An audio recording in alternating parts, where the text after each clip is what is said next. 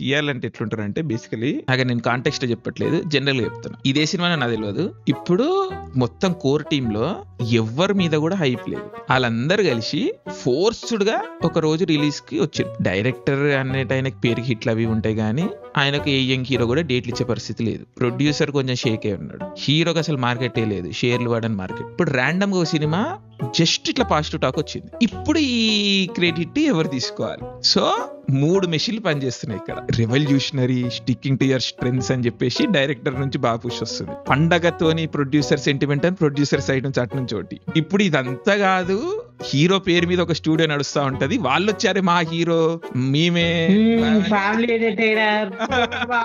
ఇప్పుడు సినిమా ఏ వరకు హిట్ ఎంత హిట్ అనేది మనం ఇట్టేలే బానే ఉంటుంది. సంఘానికి వస్తున్నాం, తల్లి తప్పేం లేదు.